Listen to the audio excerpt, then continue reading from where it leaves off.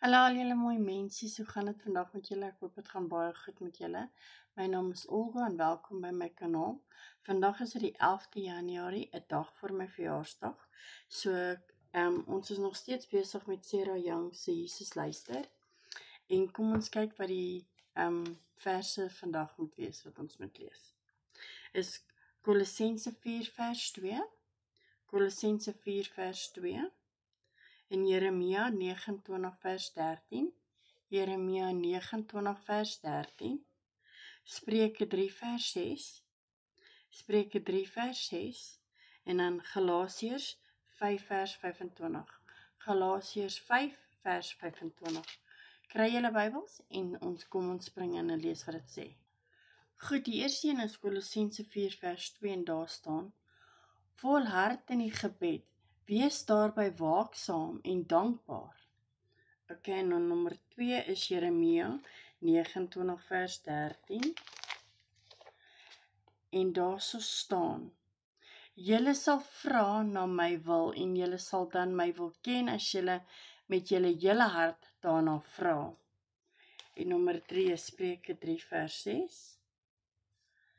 En daar so staan, ken hom in alles wat jy doen en hy sal jou die regte pad laat loop.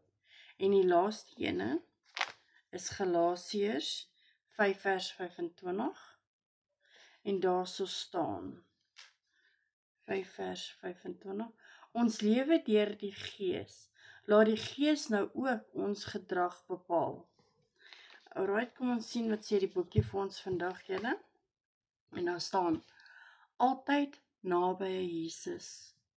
U het my geroep tot 'n lewe van voortdurende sielsgemeenskap met u. Deel behels dit dat ek bo my omstandighede leef, selfs wanneer ek tot oor my ore in wanorde en verwarings is. Ek smag na 'n eenvoudige leefstyl met minder onderbrekings in my kommunikasie met u. Maar u daag my uit om die fantasies van 'n geordende wêreld te laat vaar. Ek moet elke dag vat soos dit na my toe kom en te midde van die dag so aangeleenthede na u te soek. Dankie dat ek met u kan praat oor alle aspekte van my dag, ook oor my emosies. Help my om te onthou my uiteindelike doel is nie om alles in my lewe te beheer of te probeer regryk nie. Dit is om daaglikse in sielsgemeenskap met u te leef.